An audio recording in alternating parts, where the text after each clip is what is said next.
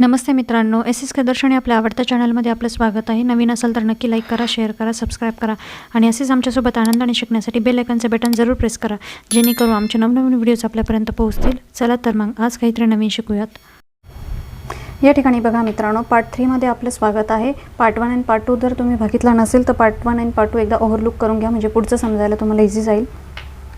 बघा या ठिकाणी जो पार्ट रिमेनिंग राहिला आहे तो आपण घेणार आहोत. In case of healthy person there are 72 beats of heart per minute. म्हणजे सामान्यपणे काय होतं की जो हेल्दी निरोगी माणूस असतो त्याचे 72 असे 72 बीट्स पडतात, ठोके पडतात हृदयाचे पर मिनिटाला. Rate of heartbeat increases due to the physical exercise in emotion. पण जर काही फिजिकल एक्सरसाइज म्हणजे व्यायाम वगैरे केला असेल, काही मनामध्ये भावना वगैरे असतील तर त्यामुळे काय होतं, हृदयाचे हे जे बीट्स असतात ते कमी जास्त होऊ शकतात. Similarly it has been observe that it decreases during the rest and sleep. आणि असं लक्षात आलेलं आहे ऑब्झर्वेशनमधून का हा रेट कमी होतो जेव्हा आपण आराम करत असतो किंवा झोपत असतो. Number of beats is more in case of infants. पण काय असतात, जे इन्फंट्स असतात म्हणजे जे लहान बाळं असतात ना, तर त्यांचे काय असतात, हृदयाच्या ठोक्यांची संख्या खूप जास्त असते. 2 types of sounds are heard during the heartbeats. 2 प्रकारचे साऊंड आपल्याला हार्टबीट्समध्ये 2 प्रकारचे साऊंड आपल्याला ऐकू येतात. यातील one is described is as a लब अँड अदर इज डब. एक जो असतो एक लब असतो आणि दुसरा जो असतो तो डब असतो. Heart pumps about 75 ml of blood during each beat. आणि काय करत असतं माहिती का, हार्ट जे असतं ना प्रत्येक बीटला काय करत असतं, 75 ml जे ब्लड असतं ना ते काय करत असतं, पंप करत असतं म्हणजे पुढे ढकलत असतं. चला तर इथे समजलं असेल, पुढे जाऊयात मित्रांनो. चला पुढे जाऊयात. Blood circulation through heart, functioning of heart. रक्ताभिसरण जे होतं ना ब्लड याच्यामध्ये हृदयामध्ये, ते आणि फंक्शनिंग ऑफ हार्टचे कार्य काय आहेत, फंक्शन्स काय आहेत ते आपण इथे बघणार आहोत. Process of pumping the blood towards various parts of body and bringing it back towards the heart is called as blood circulation. आता रक्ताभिसरण म्हणजे काय असतं की ही जी प्रोसेस होते हार्टद्वारे, जी प्रोसेस होत असते प्रत्येक अवयवाकडे, बॉडीच्या प्रत्येक व्हेरियस पार्ट्सकडे काय पाठवायचं, ब्लड पाठवायचं आणि परत तिथून काय करायचं, ते घेऊन यायचं हार्टकडे. ही जी प्रोसेस असते ना हिलाच काय म्हटलं जातं, ब्लड सर्क्युलेशन. हृदयाद्वारे शरीराच्या विविध अवयवांकडे जे रक्त पोहोचवलं जातं आणि परत ते हृदयाकडेच आणलं जातं, तर त्याला काय म्हटलं जातं, ब्लड सर्क्युलेशन, रक्ताभिसरण. So as to maintain the continuity in circulation heart alternately contracts आणि रिलॅक्स. ही जी प्रोसेस आहे पंपिंगची ही कंटिन्यू होण्यासाठी आणि म्हणजे हे सर्क्युलेशन कंटिन्यू होण्यासाठी ब्लडचं, तर हार्टला काय करावं लागतं, तर हार्टला पंप करावं लागतं, म्हणजे कंटिन्युअसली त्याला कॉन्ट्रॅक्ट व्हावं लागतं, रिलॅक्स व्हावं लागतं, म्हणजे आकुंचन पाहावं लागतं आणि शिथिल व्हावं लागतं, तेव्हा ते ब्लड पुढे सरकतं ना. Consecutive single contraction and relaxation of heart constitute a single heartbeat. आणि ज्या वेळेस हे जे म्हणजे होत असतं की रिलॅक्स होणं, हा कॉन्ट्रॅक्ट होणं, आकुंचन पावणं, शिथिल होणं, हे जे बीट असतात ना, हे जे बीट जेव्हा पडत असतात ना तेव्हा एक ठोका असा म्हटला जातो. म्हणजे ज्यावेळेस एक कॉन्ट्रॅक्शन आणि एक रिलॅक्शन कंप्लीट होतं ना त्यावेळेस हार्टचा एक बीट पडला असं म्हटलं जातो, एक ठोका बनला असं आपण म्हणतो.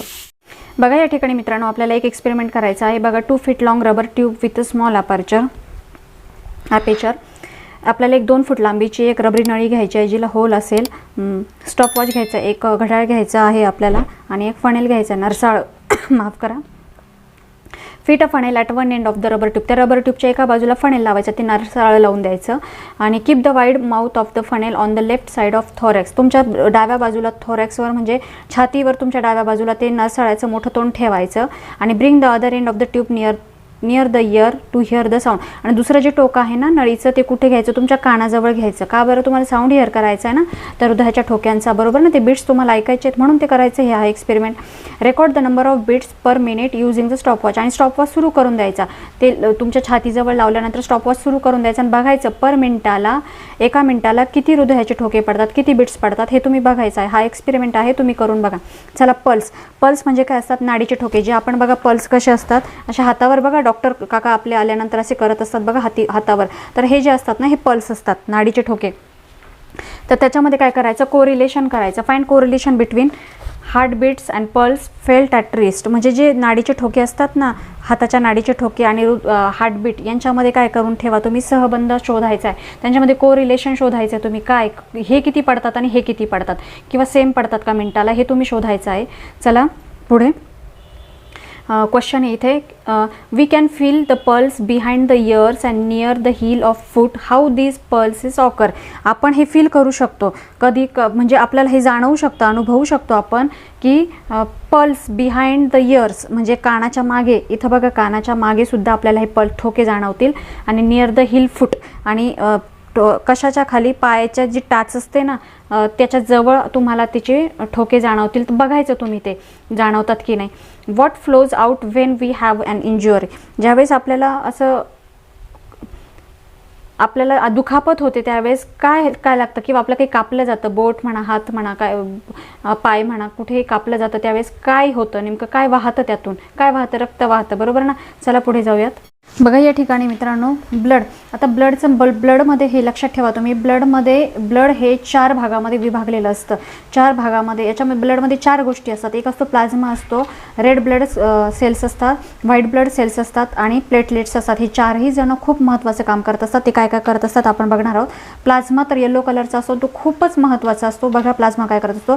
Plasma is a pale yellow, तो एक पिवळसर रंगाचा असतो. क्लिअर म्हणजे एकदम नितळ असं, स्लाइटली अल्कलाइन फ्लुइड असतं, ते आम्लधर्म द्रव असतं आणि त्याच्यामध्ये जास्तीत जास्त पाणीच असतं.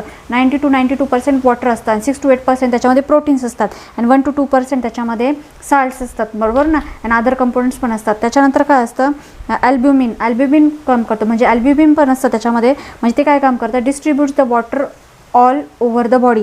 हे काम काय करतं की पूर्ण आपल्या बॉडीमध्ये पाणी पोहोचवण्याचं काम करतं. याच्यामध्ये जे ग्लोब्युलिन्स असतात ना, ते काय करतात, प्रोटेक्शनचं काम करतात. आपल्या बॉडीमध्ये काही आलं तर त्याच्यापासून, हार्मफुल काही आलं तर त्याच्यापासून प्रोटेक्शनचं काम कोण करतं, ग्लोब्युलिन्स करतात. आणि हे जे असतात ना याच्यामध्ये फायब्रिनोजेन आणि प्रोथोबिन्स हे जे असतात ना, तर ते कशासाठी मदत करत असतात की जे मगाशीच आपण बघितलं बघा, रक्त जे क्लॉट होतं ना ते कशामुळे होते, फायब्रोजेनमध्ये मुळेच रक्त गोठतं ना, मग ते ह्या प्लाझ्मामध्ये असतं बघा. आणि नंतर जो असतो ना त्याच्यामध्ये बघा इनऑर्गॅनिक आयन्स असतात. इनऑर्गॅनिक म्हणजे असेंद्रिय आयनी असतात. मग ते कोणते असतात, कॅल्शियम असतो, याच्यामध्ये पोटॅशियम असतो, सोडियम असतो, बरोबर ना काय. आणि हे कंट्रोल करतात फंक्शन ऑफ द मसल्स आणि नर्व्स. म्हणजे हे जे काही नर्व्सचे म्हणजे चेतासंस्थेचे आणि मसलचे म्हणजे स्नायूंचे जे काही असतात ना कामं, त्याच्यावर काय करतात, कंट्रोल करतात. बघा आता हे रेड ब्लड सेल्स काय करतात, आपल्या RBC आपण तर नेहमीच ऐकतो, RBC WBC कमी झाल्या, RBC कमी झाल्या, ऐकत असतो ना आपण. हां, हे काय असतं, RBC म्हणजे रेड ब्लड सेल्स असतात. त्या बघा रेड कलरच्या अशा दिसतात. स्मॉल सर्क्युलर एन्युक्लिएटेड सेल्स म्हणजे जे असतात अशा लहान वर्तुळाकार अशा सेल्स असतात ना, these cells appear red due to the haemoglobin. ते रेड का बरं दिसत असतात, कारण त्यांच्यामध्ये हिमोग्लोबिन प्रेझेंट असतं म्हणून ते रेड असतात.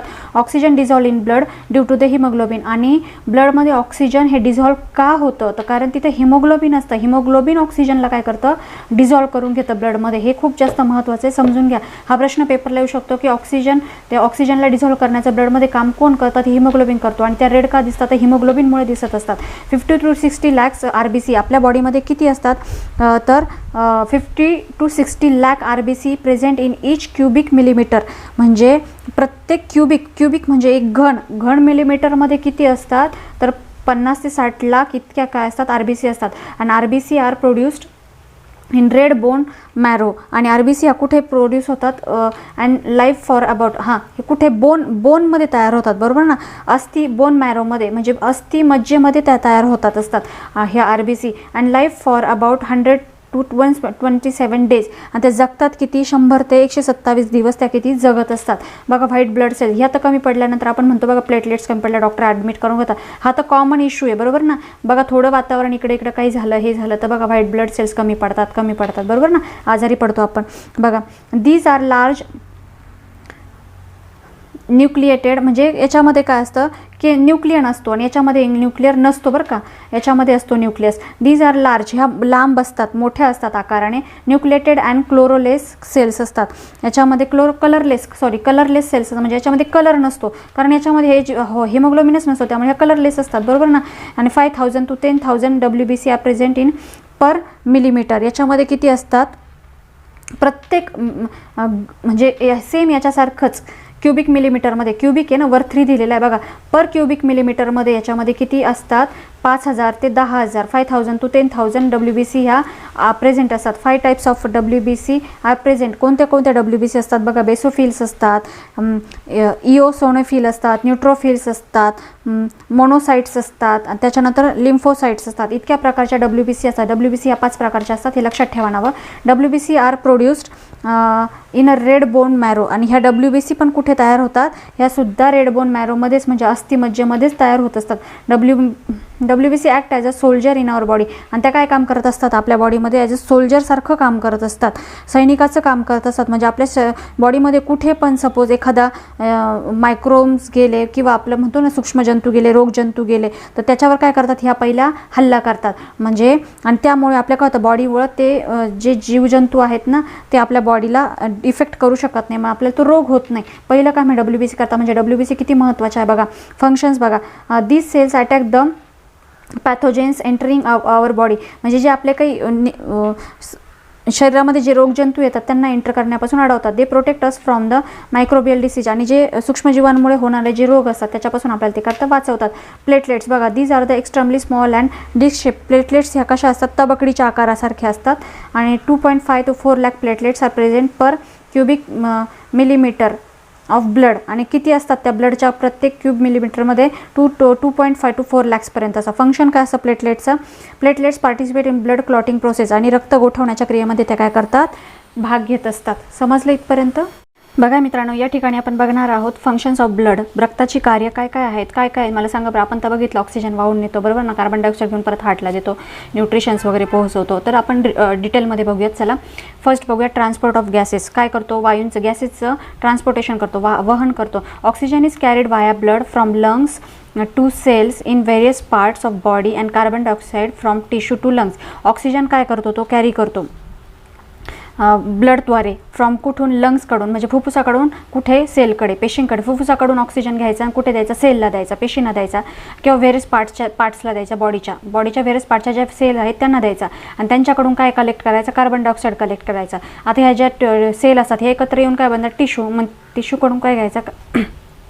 कार्बन डायऑक्साईड घ्यायचा आणि तो परत हार्टला इकडे नेऊन द्यायचा. कुठे? लंग्सकडे नेऊन द्यायचा. आलं लक्षात? चला बघा. Transport of nutrients. सिंपल म्हणजे पोषण तत्वांचं ट्रान्सपोर्टेशन करायचं. सिंपल न्यूट्रिएंट्स लाईक न्यूट्रिएंट्स कोणते कोणते असतात? ग्लुकोज असतो, अमिनो ॲसिड असतो, फॅसी ॲसिड असतो. Are taken up by blood. रक्त काय करतं? त्यांना ते घेतं, हे रक्तात घेतली जातात बरोबर ना. From wall of elementary canal. हे कुठून घेतले जातात? जे अन्ननलिका असते ना, तिच्या भित्तिका असतात ना, कॅनल असते ना ती एलिमेंटरी कॅनल, तिच्याकडून ब्लड काय करतं? ते घेतं हे सगळे न्यूट्रिएंट आणि ट्रान्सपोर्ट करतं इच सेलला, प्रत्येक सेलला, बॉडीच्या प्रत्येक सेलला काय करतं? ते नेऊन पोहोचवतं. पुढे बघा ट्रान्सपोर्ट ऑफ वेस्ट मटेरियल. आता जे वेस्ट मटेरियल तयार होतं बघा, काय काय वेस्ट मटेरियल तयार होतं? टाकाऊ पदार्थ बघा. Nitrogen waste like ammonia, urea, creatine, हे जे असतात ना नायट्रोजनयुक्त असे पदार्थ जे असतात ना, रिलीज्ड बाय टिश्यूज. जे टिश्यूजनी म्हणजे ज्या ऊतींनी म्हणजे सेलचा जो गुच्छा तयार झालेला असतो ना ऊती, तर त्यांनी जे रिलीज केलेलं असतं ते काय केलं जातं? into blood which carries those to the kidney of for excretion. ते ब्लडमध्ये येतं आणि ते काय केलं जातं? कॅरी केलं जातं. कुठे? किडनीकडे. कारण किडनी काय करत असतं? स्वच्छ करतं आणि ते आपल्याकडे काय शरीरातून बाहेर टाकण्याचं काम करत असतं ना, मग ते तिकडे किडनीकडे पाठवलं जातं. बघा प्रोटेक्शन, शरीर रक्षण कसं करतं? Antibodies are produce in the blood. आता ब्लडमध्ये काय होतात माहिती का? अँटीबॉडीजसुद्धा तयार होत असतात. म्हणजे बॉडीचं रक्षण करण्यासाठी ज्या काही अँटीबॉडीज असतात ना, रक्षण करण्यासाठी, ते सुद्धा ब्लडमध्ये तयार होत असतात.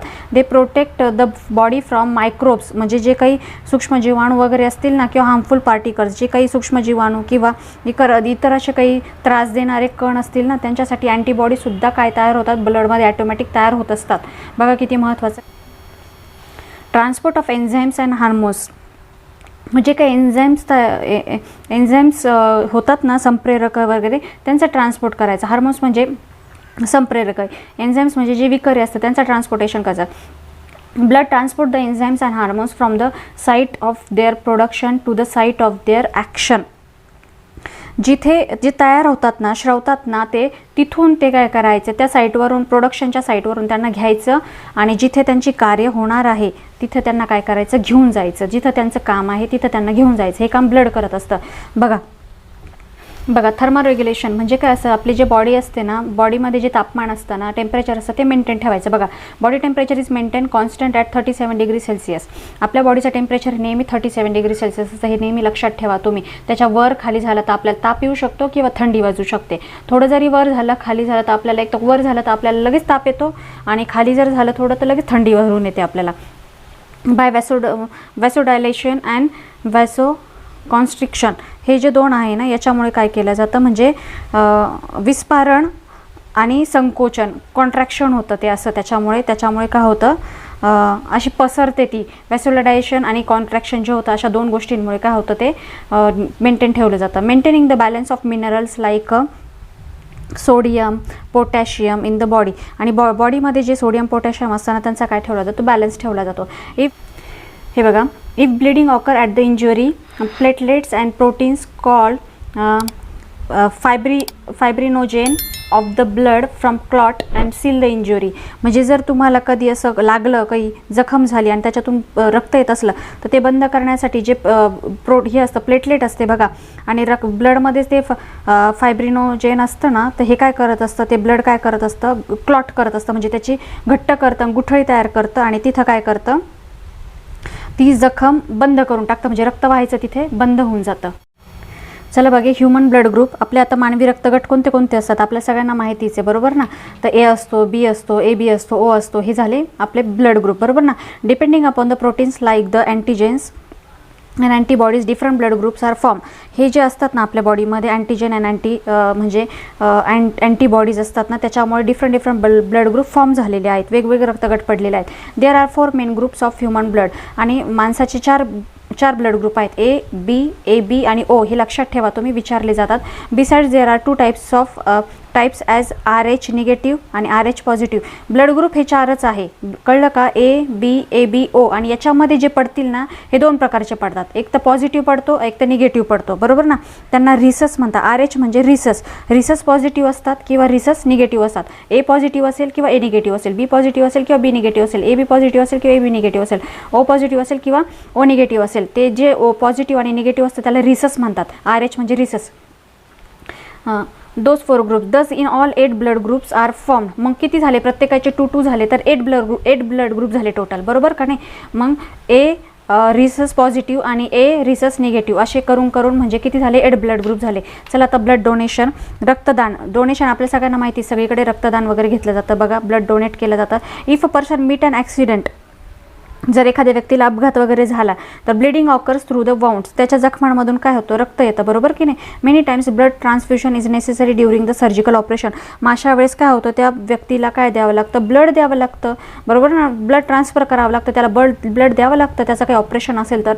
Similarly blood is transfused in case of patients of anaemia आणि थॅलेसेमिया. कधी काय होतं की असे काही पेशंट असतात की ज्यांना सुद्धा ब्लड देण्याची गरज पडते, त्यांना ट्रान्सफ्यूज म्हणतात. तर त्या जे पेशंट हे ॲनेमियाचे असतात किंवा थॅलेसेमियाचे असतात किंवा कॅन्सरचे असतात, त्यांना सुद्धा काय द्यावं लागतं, ब्लड द्यावं लागतं. मग हे ब्लड आपण कुठून मिळवतो, तर डोनेशनमधून मिळवतो. Blood transfusion is carried out to the compensate the blood shortage in body. आणि शरीरातील रक्ताची ही कमतरता भरून काढण्यासाठी मग काय केलं जातं, त्या व्यक्तीला असं बाहेरून रक्त घ्यावं लागतं, ब्लड ट्रान्सफ्युजन करावं लागतं ना, म्हणजे दुसऱ्याचं रक्त घ्यावं लागतं हा शॉर्टेज भरून काढण्यासाठी बॉडीतला. This is called as blood transfusion. त्यालाच काय म्हणतात, ब्लड ट्रान्सफ्युजन असं म्हणतात. रक्त पराधान म्हणतात. ट्रान्सफ्युजन म्हणजे पराधान. पराधीन व्यक्तीकडून काय घ्यायचं, ते रक्त घेऊन टाकायचं, अलग लक्षात. आणि जो देतो तो काय झाला, डोनर झाला. चला या ठिकाणी बघा, from where the blood is supplied for blood transfusion. ते सांगतात की रक्त पराधानासाठी रक्ताचा पुरवठा कुठून होतो, कोण देतं रक्त, मला सांगा बरं. ब्लड बँक देतात, बरोबर ना, ब्लड बँक देतात. मग हे ब्लड बँक रक्तपेढ्या म्हणतात त्यांना. बघा, blood bank is collected in blood banks by specific method from the healthy person. ह्या कशा जमा करतात, रक्त जे हेल्दी पर्सन असतात त्यांच्याकडून जमा करतात ना, आणि सप्लाय टू नीडफुल पर्सन, आणि जे गरजेचे व्यक्ती नीडफुल आहेत जे व्यक्ती त्यांना देतात. ते म्हणजे इकडनं जमा करतात निरोगी व्यक्तीकडून आणि त्यांना देतात. हे काम ब्लड बँक करतात. If the collected blood is not to be used immediately, जर ते लगेचच्या लगेच वापरण्यात नाही आलं ते रक्त, तर ते स्टोअर केलं जातं काही दिवस रेफ्रिजरेटरमध्ये. It can be stored for some days in refrigerator. काही दिवस ते कुठं केलं जातं, रेफ्रिजरेटर, फ्रीजमध्ये ठेवलं जातं. बघा, ब्लड डोनर म्हणजे काय असतो? रक्तदाता. जो रक्त देतो, ब्लड देतो, तो झाला donor. A person who donates the blood is referred to as a blood donor. जो पर्सन ब्लड देतो दुसऱ्याला, तर तो काय झाला? ब्लड डोनर झाला. ब्लड रिसिप्टंट, जो घेतो, रिसीव्ह करतो, बरोबर ना. A person who receive the blood is referred as a recipient. जो रिसीव्ह करतो तो काय झाला? रिसिप्टंट झाला. A person of a blood group O. आता हे लक्षात ठेवा, हे खूप लाईफ लॉंग लक्षात ठेवायचं. एक्झामला येणार म्हणून लक्षात नका ठेवू. हे सगळं लक्षात ठेवा की ग्रुप किती असतात, त्याच्यामध्ये रिसस किती असतात, एकूण ब्लड ग्रुप किती असतात, बरोबर ना. ब्लड ट्रान्सफ्युजन म्हणजे काय असतं आणि ब्लड रिसिप्टर म्हणजे काय, ब्लड डोनर म्हणजे काय. आणि हे लक्षात ठेवा मेन की ग्रुपमध्ये आता हे लक्षात ठेवा की ओ ब्लड ग्रुपचं काय काम आहे आणि ए बीचं ब्लड ग्रुपचं काय काम आहे, हे काम विचारले जातात किंवा तुम्हाला लाईफमध्ये लक्षात राहण्यासाठी. A person of the blood group O. जो ओ ब्लड ग्रुपचा पर्सन आहे, जो व्यक्ती आहे ज्याचा ब्लड ग्रुप ओ आहे, can donate the blood to the person having any other blood group fair as the person. कळलं का? ओ ब्लड ग्रुपवाला व्यक्ती काय करू शकतो? बाकीच्या सगळ्या ब्लड ग्रुपच्या लोकांना रक्त देऊ शकतो, ब्लड देऊ शकतो. आणि जो पर्सन असतो ए बी ब्लड ग्रुपवाला, तो रिसीव्ह करू शकतो blood from the person any other blood group. ज्याचा ब्लड ग्रुप ए बी आहे तो कोणत्याही इतर ब्लड ग्रुपवाल्याचं ब्लड हे घेऊ शकतो. पण ओवाला काय करतो?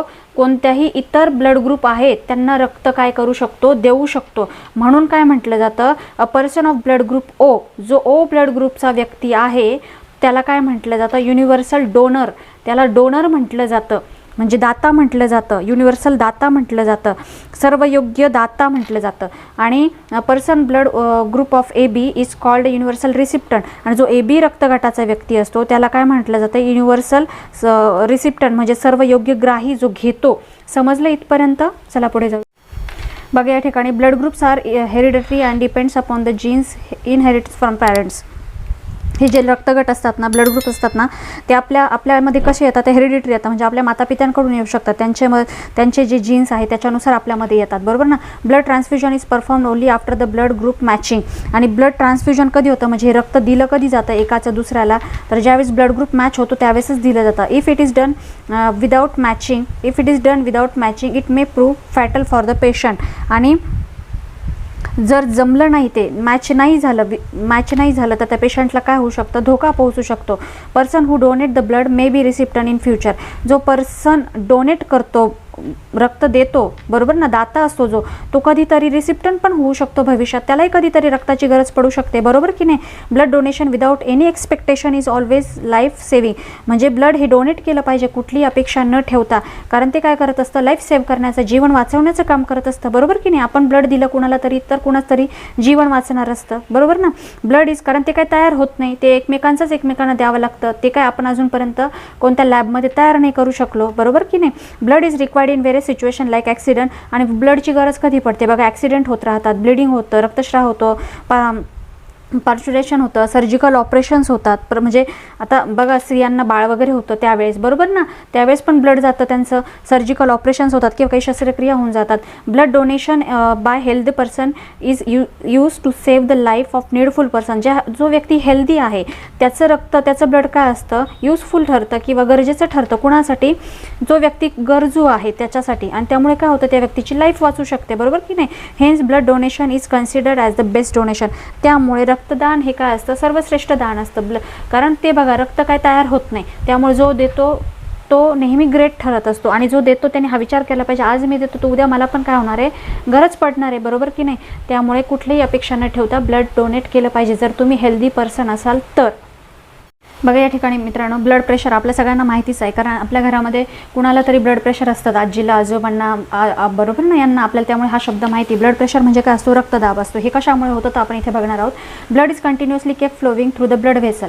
आपल्याला माहिती, ब्लड हे कंटिन्युअसली कुठं फ्लो होत असतं? ब्लड व्हेसल्समधून, रक्तवाहिन्यांमधून, बरोबर का नाही. Due to the contraction and relaxation of heart. का बरं ते कंटिन्युअसली फ्लो होतं?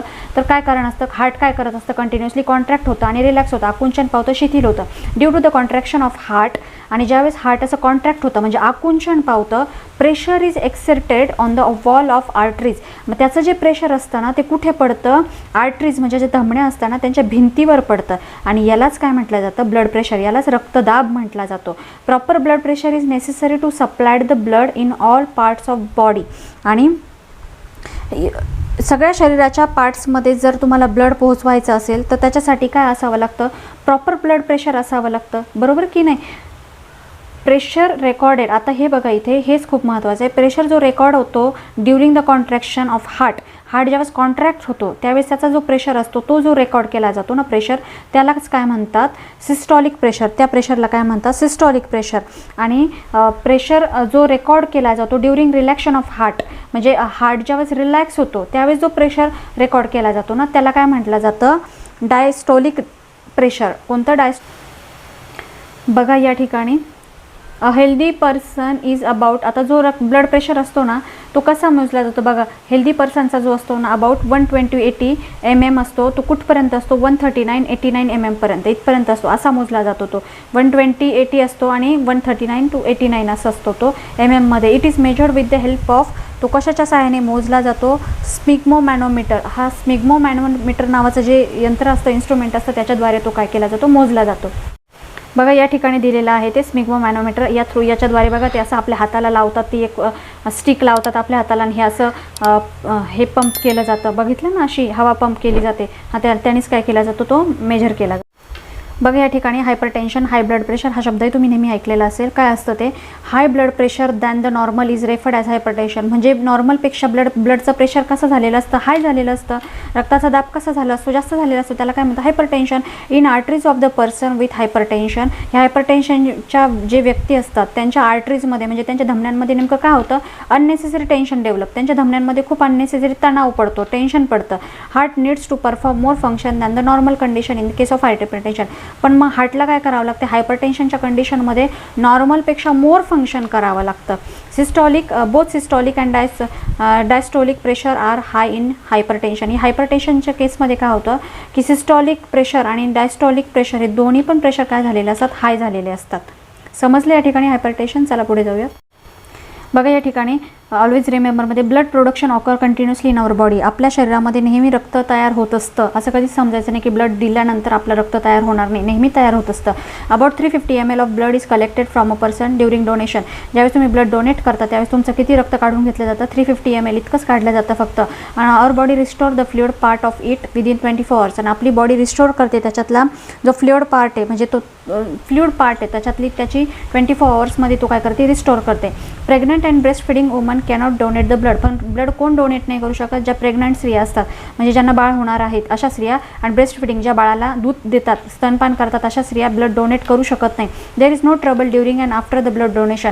आणि ब्लड डोनेट करताना काही त्रास होत नाही किंवा त्याच्यानंतरही काही त्रास होत नाही. 1 October is observed as a national voluntary blood donation day.